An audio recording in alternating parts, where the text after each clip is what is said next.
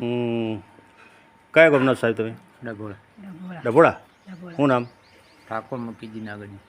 નાગરજી, ડભોળા. તમે ક્યાં આવ્યા હતા?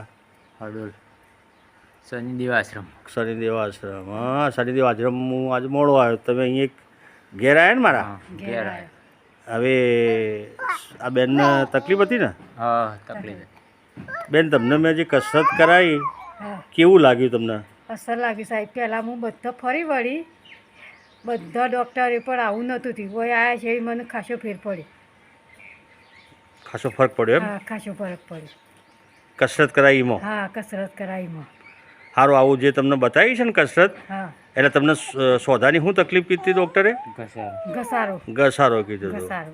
ડભોળાના છો ને? હા, ડભોળાથી. સંસદ સભ્યના ગામના હા, ભરતભાઈ, હા. બરાબર ને? ભરતસિંહ ડાભી ને? ઓ, હા, તો હવે તમે આ રીતે કસરત કરજો હા, અને અમારું જે તમે તેલ લીધું છે હા, એની હરખી વ્યવસ્થિત ઢોકણીમાં કોઈ પણ તાકાત કરવાની નથી ને હળવા હાથે માલિશ કરવાની છે, બરાબર? બરોબર. ઘસારો કીધો ડૉક્ટરે? હા, ઘસારો કીધું હતું. હા, પહેલો પગ વળતો જ તમારો, ના, નહોતું વળતું. હવે આમ ખાસું વળે છે ને આમ સીધું સીધું હેડાય છે. પહેલા જ દિવસે. હા, પહેલા દિવસે. સાચું બોલો છો કે ભાઈ સાચું. મપાજી? સાચી વાત, સાચી. આ વાત સાચી છે? સાચી વાત છે. હા, સારું સારું.